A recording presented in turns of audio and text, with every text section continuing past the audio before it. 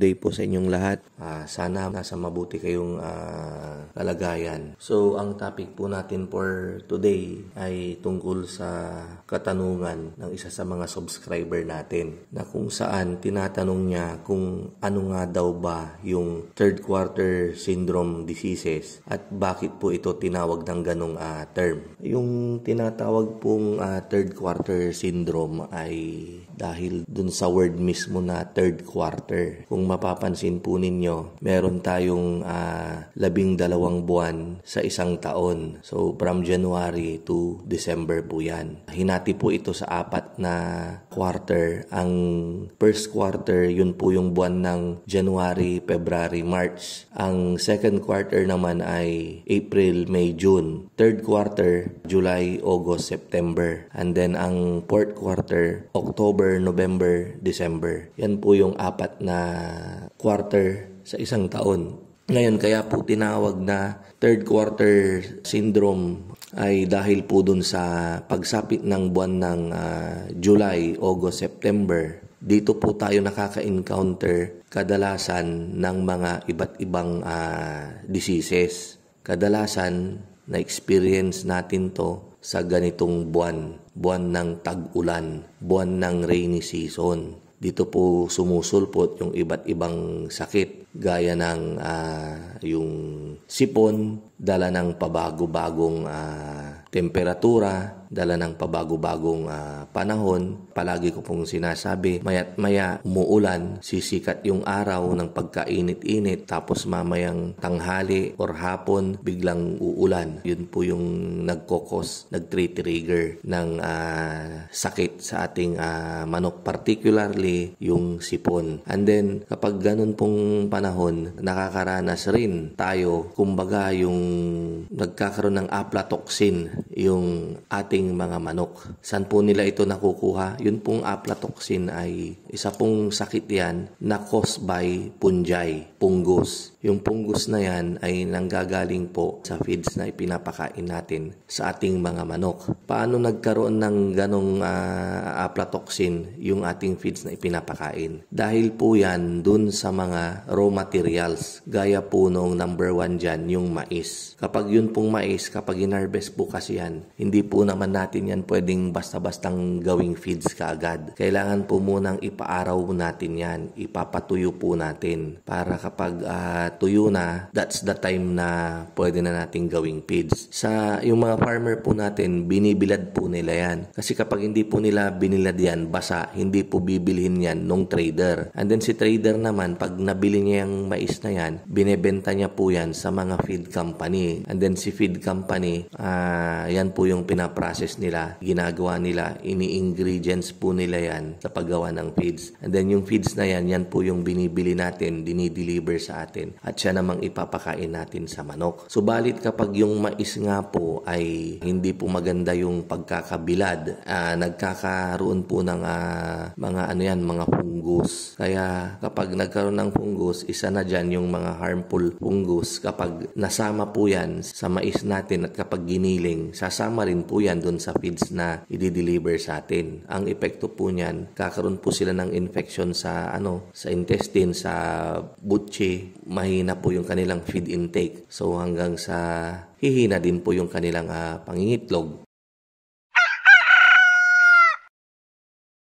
Ano ba yung pwedeng gawin dyan para maiwasan? Well, siyempre si feed company, unang-una naman iniiwasan nilang makabili ng mga mais na basa. Dumadaan din po yan sa masusing quality control. Kaya lang, minsan, yung sa kapabayaan din ng tao, isipin nyo po yung 18-wheeler, yung nagsisyete po na truck, punong-puno ng mais yan. Minsan, yung random lang yung nila, yung tutusukin, ibuburikin nila yung mais, tapos titignan kung maganda yung klase. Pero minsan, hindi mo rin maiwasan, meron yung mga palusot, may mga konting pinapalusot yung trader pag nakabili siya ng basang mais kay farmer. Lalong-lalo na, minsan kasi yung mais kapag binibili, kay farmer at medyo basa, no choice. Ang gagawin ni trader, babaratin niya yung mais ni farmer. Basa ho itong mais nyo. Kung gusto nyo yung presyo naming 18 pesos, bawasan ko, kami nang magbibilad. 17 pesos lang. So, ganun po yun. Minsan, hindi na nila gaanong naibibilad. Dahil kapag mapilit ng bumili ng mais si feed company, agad-agad nang isinasakayan para ma-deliver. So, may mga although lang naman yan, bihibihirang mangyari. Kaya po nagkakaroon ng ganon na aflatoxin dahil po sa mga pangyayaring ganyan na epekto ng rainy season from July, August, September. Lalong-lalo na nung mga naunang panahon, pag ganitong tag-ulan na at yung farmer mismo, yung grower, tayo mismo yung gumagawa pa ng mga sariling mixing ng feeds natin, malimit pong mangyari yan sa farm. Pero nowadays naman ay bihibihira naman na pong mangyari yan dahil yung mais po na ginagawa ni feed company ay ini-stock na po yan during summer season. Binibili na po nila yan ng bultuhan. Nakita ko po yung isang gawaan ng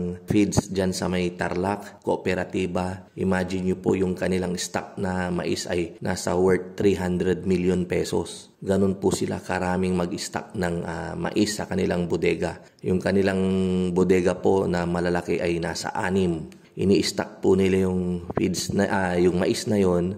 Yun po yung gagawin nilang feeds ng 8 months habang wala pang harvest ang Pangasinan, Isabela at neighboring provinces na nagtatanim ng mais. So, ganun po yung kanilang strategy. Kasi nga po, kapag bibilihin mo yung mais ng off-season, mahal po yung presyo. So, kailangan mong bumili kung gagawa ka ng feeds during harvest season ng mais para yung presyo mura. May mga gamot na rin po silang nilalagay, ini-spray para maiwasan po yung mga ganyang yung hindi siya aamagin. Good to know na medyo high-tech na rin po talaga yung mundo natin. Yan, marami tayong mga nailalagay na. And then doon sa feeds rin mismo, naglalagay na rin po sila ng toxin binder. Yan po, anti-fungus. Hindi po tayo magkaroon ng aflatoxin.